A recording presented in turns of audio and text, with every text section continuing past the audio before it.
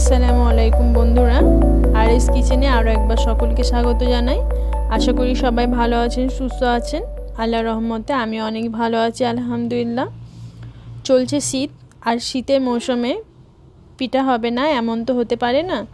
তাই আমি আজ সকাল সকাল নিয়ে চলে এসেছি সরু চাকলি পিঠা রেসিপি।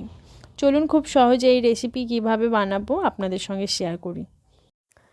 একটি পাত্রে নিয়েছি, আর পাত্রের মধ্যে আমি একটা ডিম নিয়ে নিচ্ছি, আর ডিমটাকে খুব ভালোভাবে ফেটিয়ে নেব।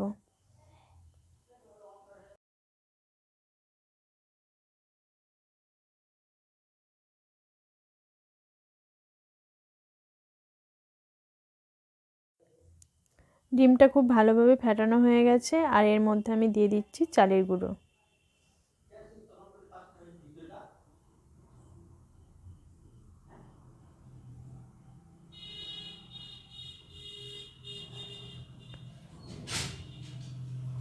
দিয়ে দিচ্ছি স্বাদ অনুযায়ী নুন, আর খুব ভালোভাবে হাতের সাহায্যে আমি ডিম আর আটার সঙ্গে মিশিয়ে নেব।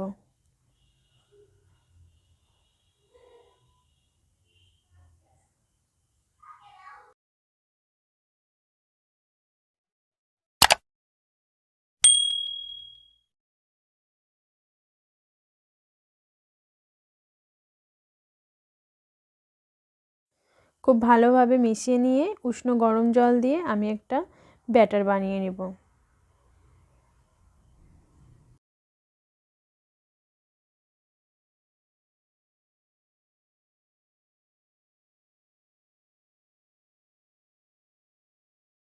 হাই, আমার নাম সাবি। আমি আমার মাম্মি চ্যানেলটাকে সাবস্ক্রাইব করবে, লাইক করবে, চ্যানেলটাকে দেখবে।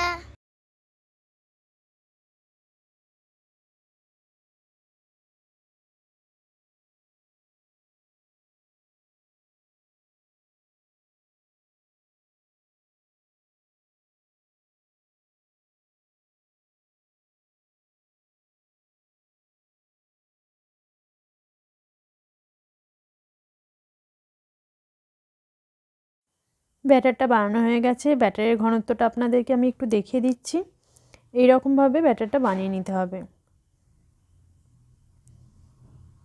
এবার চুলার মধ্যে আমি একটা চাটু বসিয়ে দিয়েছি, আর চাটুর মধ্যে আমি কলা গাছের যে ডাঁটিগুলো হয় সেইগুলো দিয়ে একটু তেল ব্রাশ করে নিচ্ছি। কলা গাছের ডাঁটি ছাড়াও কিন্তু আপনারা বেগুনের বোঁটা দিয়েও করে নিতে পারবেন।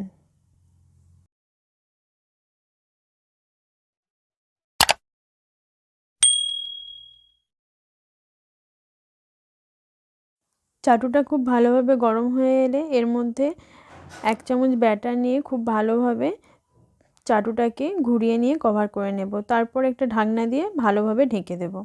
কিছুক্ষণ পর ঢাকনাটা উঠিয়ে নেব, আর চাটুটাকে একটা কুলোর মধ্যে উল্টো করে পিঠাটাকে উঠিয়ে নেব। এইভাবে সমস্ত সরু চাকলি পিঠাগুলো তৈরি করে নেব।